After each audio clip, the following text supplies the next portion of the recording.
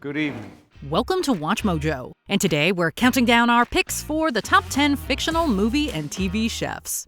Careful, that soup is sharp. For this list, we're looking at memorable on-screen culinary figures, regardless of whether they're an apronless fry cook or a snobby Michelin star chef. Is there any film or television cook, saucier, or grill master you think deserves a spot on our list? Comment below if there's anyone you'd like to see included.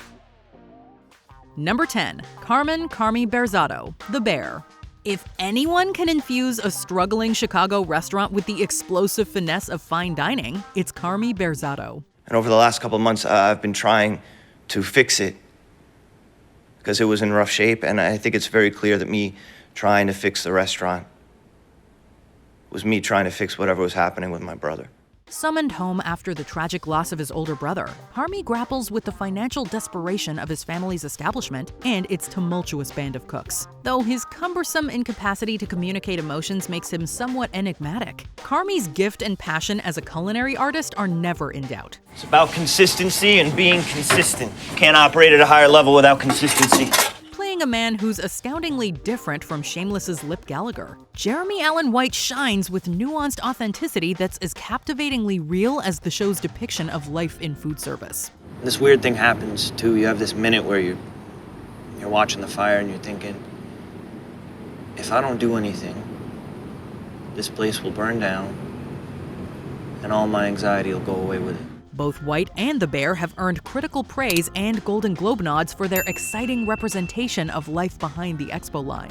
Do we want more? Yes, Chef. Say yes, Chef. Yes, Chef. Number 9. Chef, South Park. Hello there, children. Hey, Chef! In a show that mocks and distrusts the behavior of almost all of its adult characters, Chef was perhaps the lone exception, at least until the character was retired. I'm sorry, children. No, Chef, they filled your head with lies. Can't you see that? Get the hell out of here, children.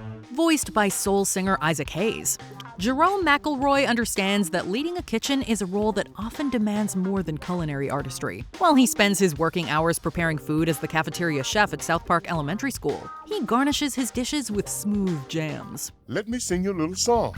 It might clear things up. I'm gonna make love to you, woman. Gonna lay you down by the fire.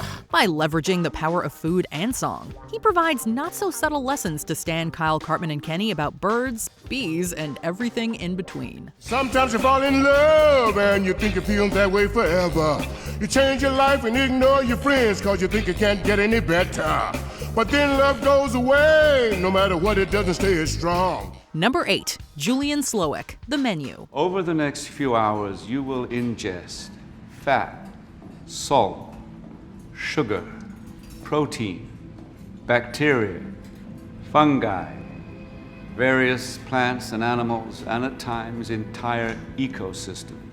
Arguably the most accomplished chef on this list in terms of pedigree, Julian Slowik is also the most sinister. Like many culinary geniuses, however, you can't say the dishes he prepares do not have meaning behind them. The next course is called memory, and that is what it's meant to evoke, a memory. No stranger to playing complex antagonists, Ralph Fiennes walks a fine line between charm and menace in this satirical horror, as a world-renowned chef determined to serve each of his elitist guests some wicked just desserts. What school did you go to? Brown? Student loans? No. I'm sorry, you're dying. With each course revealing a juicy secret about his malevolent intentions. We can't say we would want to dine at Slowik's establishment, but he can certainly teach us a thing or two about treating a kitchen with care. Just don't ask him about s'mores. S'more. The most offensive assault on the human palate ever contrived. Unethically sourced chocolate and gelatinized sugar water imprisoned by industrial-grade graham cracker. Number 7. Primo, Big Night. People should come just for the food. I know that. They should come just for the food. I know that, I know. But they don't. As the brilliant chef of a tragically misunderstood and failing Southern Italian restaurant located in New Jersey in the 1950s, Primo does not suffer fools gladly. But when news arrives that famed jazz singer Louis Prima is to dine at his restaurant, the cranky chef learns to set aside his hatred for fanfare and unleashes one of the greatest food events ever captured with a camera. To eat good food is to be close to God. See? You know what they say? To know God, to have the knowing. Knowledge. Knowledge? See, the knowledge of God is the bread of angels. Tony Shalhoub's portrayal of Primo is cherished by audiences for his unswerving loyalty to classical Italian food, along with his chefly abilities to tell customers that they've never been less right. No, she's a Philistine. I'm not gonna talk to her. She don't understand anyway. Number 6.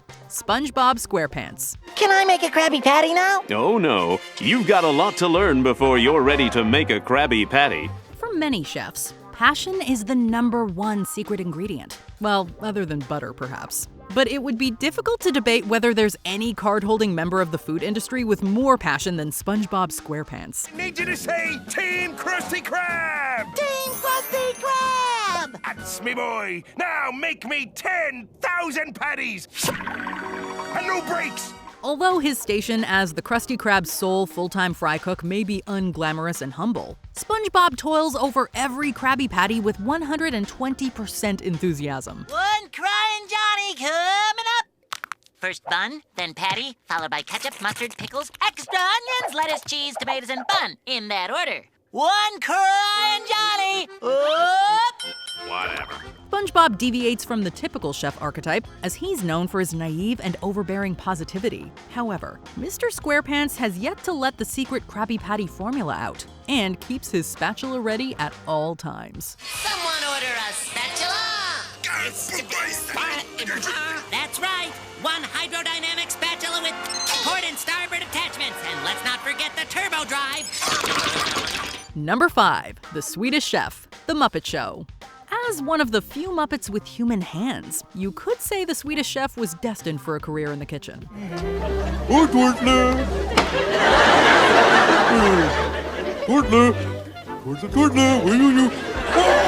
Sporting the traditional white toque, untrimmed eyebrows, and signature pink bow tie, the Swedish Chef's endless antics have amassed gastronomic fame of global proportions. However, what makes the Swedish Chef a remarkable figure is his ability to persevere through difficulty.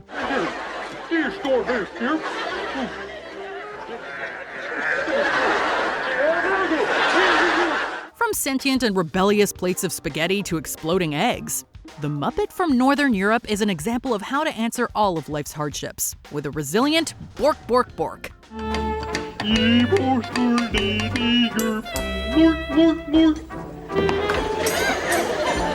Number 4. The Soup Nazi, Seinfeld. Though he only appears in one full episode and briefly again in the finale, the Soup Nazi is easily one of Seinfeld's most memorable characters. You are the only one who understands me. You suffer for your soup. Yes, that is right. You demand perfection from yourself, from your soup. How can I tolerate any less from my customer? Standing behind the soup counter with a ladle gripped in silent authority, the Soup Nazi has a deep respect for soup, broths, and order. What is this? You're kissing in my line? Nobody kisses in my line! I can kiss anywhere I want to. You just cost yourself a soup! From crab bisque to turkey chili to mulligatawny, the Soup Nazi dishes out cupful after bowlful of liquid gold. Soup so good your knees will buckle.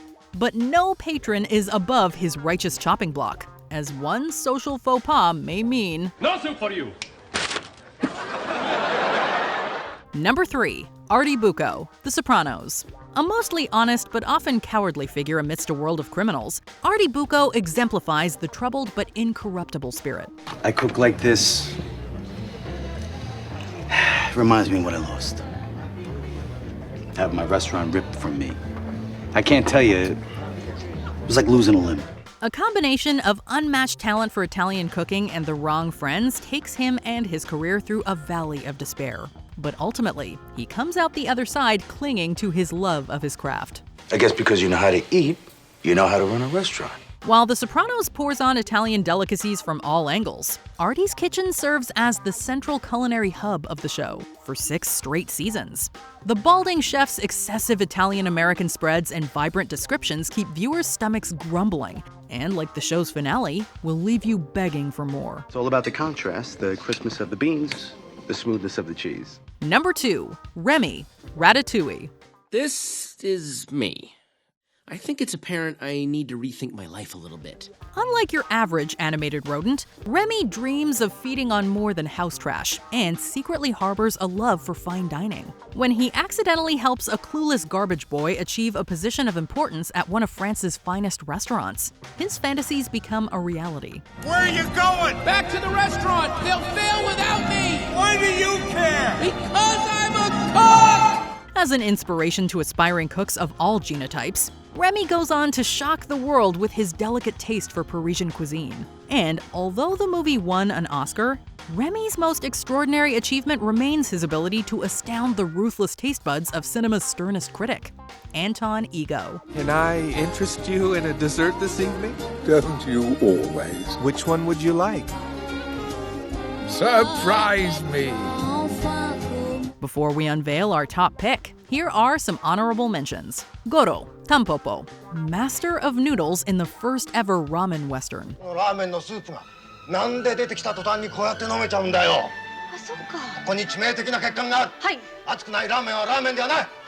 Carl Casper, chef, an adventurous man who rediscovers his love for food and Cuban roots. I get to touch people's lives with what I do. And it keeps me going, and I love it. And I think if you give it a shot, you might love it too. Monica Geller, Friends, New York's quirkiest and most obsessive caterer. How about you, Chuckles? You think this is funny now? No. How about if I dance around all covered in sauce, huh? You think it's funny now? No, it's really good. Richard Borst, the cook, the thief, his wife, and her lover. The fearless chef of cinema's most horrifying culinary creation. Eating black food is like consuming death. Like saying, death, I'm eating you. Suki St. James, Gilmore Girls. Lorelei's trusted bearer of sultry sweets and BFF advice. You were a good cake, Clyde. Never should have named you. Before we continue, be sure to subscribe to our channel and ring the bell to get notified about our latest videos. You have the option to be notified for occasional videos or all of them. If you're on your phone, make sure you go into your settings and switch on notifications. Number 1. Babette Hersan, Babette's Feast. Je travaillerai pour rien